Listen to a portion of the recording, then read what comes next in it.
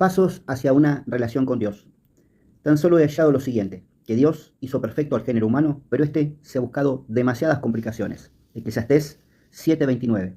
El objetivo principal de este manual es el de acompañarte y ayudarte a poder identificar aquellos principios que considero principales, básicos y primarios, los cuales debemos entender y poner en práctica rápidamente, a fin de asegurarnos tener éxito en nuestra relación con nuestro Padre Celestial y una exitosa vida cristiana. Este manual no tiene como meta el ser un libro más, a fin de enseñarte o ayudarte con algo de información que no tenga la efectividad necesaria para cambiar tu manera de pensar y de vivir. Más bien, la idea del mismo es que sea una guía práctica y aplicable, la cual te invito a leer y estudiar y examinar y darle el tiempo necesario a fin de asegurarte la puesta en práctica de cada aprendizaje.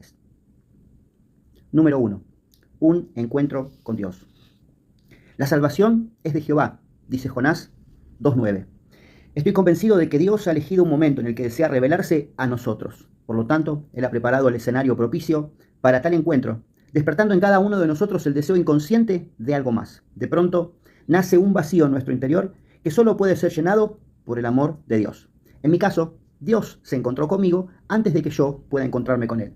Ni siquiera estaba en mis planes, jamás hubiera imaginado ese día. El Evangelio llegó a mi hogar por medio de mis padres, quienes oraron invitando a Jesús a entrar en sus vidas y en sus corazones. Yo solo observé la cena de pasada, saludé y continué con mi rutina.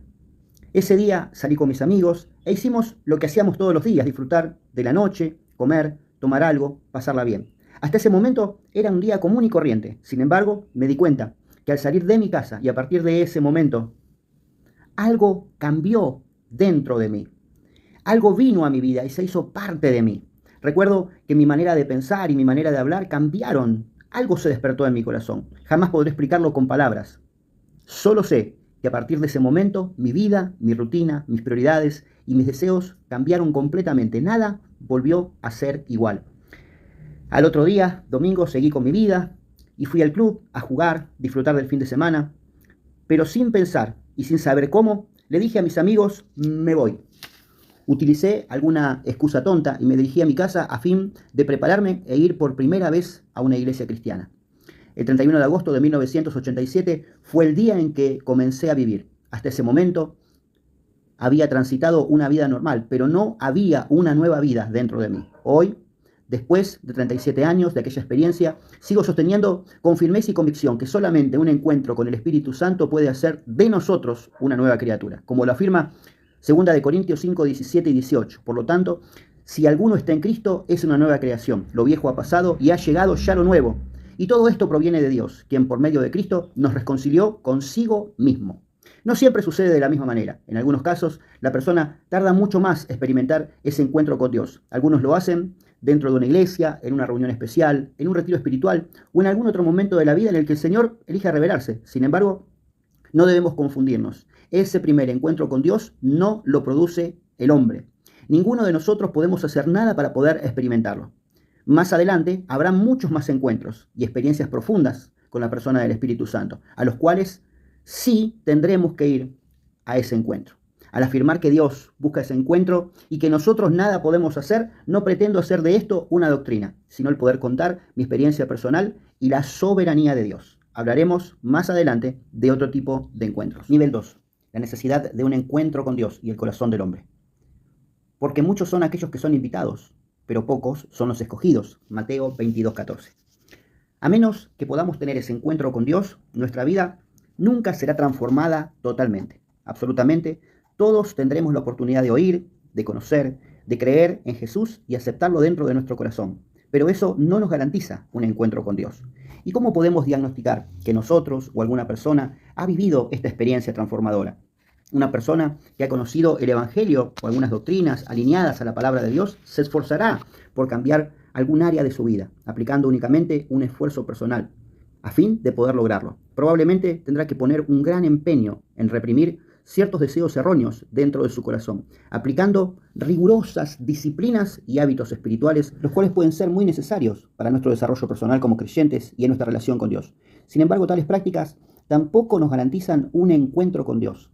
Solo son ejercicios aplicables para una persona que ya ha nacido de nuevo.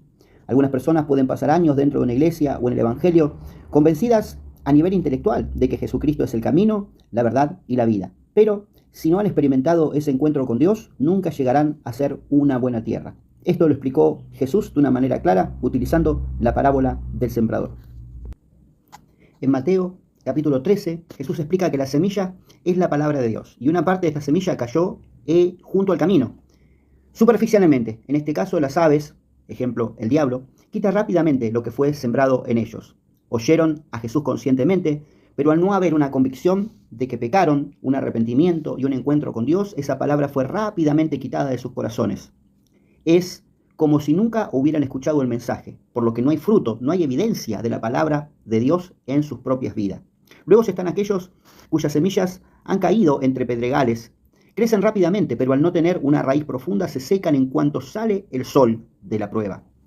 La falta de profundidad, es decir, de compromiso y de identidad en Cristo, es consecuencia de no haber experimentado un encuentro con Dios. Simplemente han oído. Muchos de ellos estuvieron a punto de experimentar ese encuentro con Dios, pero la superficialidad de su forma de vida no los hizo aptos para experimentar ese gran tesoro. Algunas semillas cayeron entre espinos.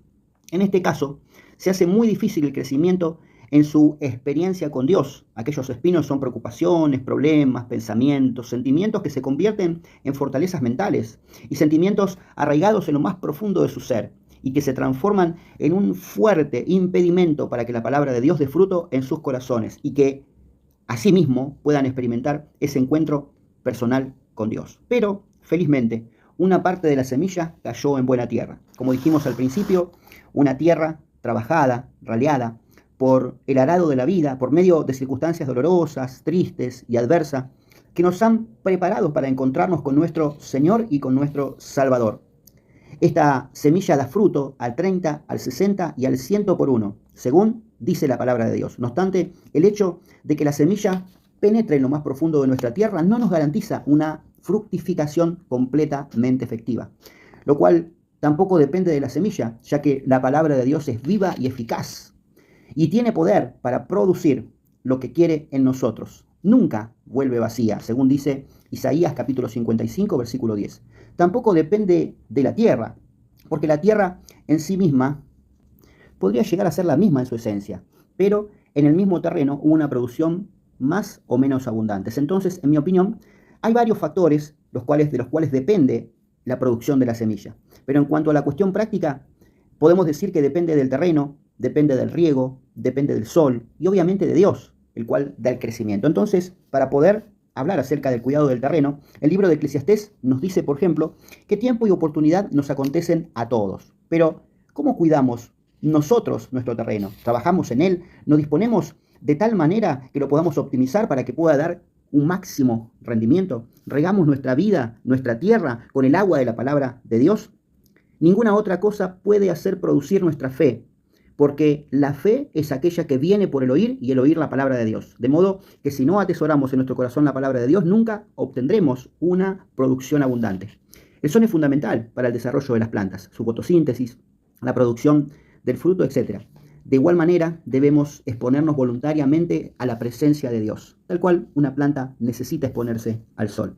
Tal exposición representa que tenemos todo lo necesario para poder dar muchos frutos, para lo cuales debemos tener nosotros nuestro terreno despejado, bien arado, la tierra suave. El mejor fruto se produce en la tierra blanda. No podemos permitir que nuestros corazones se llenen de raíces de amargura, de dolor, de resentimiento, de duda, de incredulidad o cualquier otro tipo de sentimientos que no nos permitan generar el fruto adecuado. Debemos dejar que el agua de la palabra de Dios pueda regar abundantemente en nuestra tierra una y otra vez y anhelar con todo nuestro ser que esa lluvia temprana y tardía de la palabra de Dios llegue a nosotros. A su vez, existe la posibilidad de que tengamos que trabajar en un buen sistema de riego y en tener una constante exposición al sol de la presencia de Dios en nuestra vida. Todas estas cosas garantizan que el rostro del Señor resplandezca sobre nosotros y que nosotros podamos tener una vida fructífera.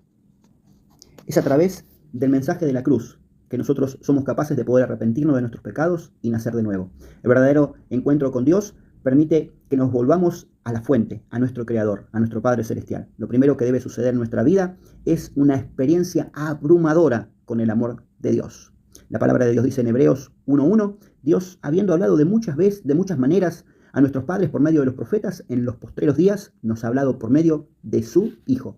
Cuando experimentamos esa sensación indescriptible que nos abraza como una llama de fuego, con amor que nos inunda todo nuestro ser, no queremos ni necesitamos absolutamente más nada. Podemos sentirnos completos. Finalmente, sentimos que hemos encontrado esa perla de gran precio gracias a la obra redentora de Jesucristo en la cruz del Calvario. Mateo capítulo 13, verso 45. También el reino de los cielos es semejante a un comerciante que andaba buscando perlas finas y cuando encontró una de gran valor, fue y vendió todo lo que tenía y la compró.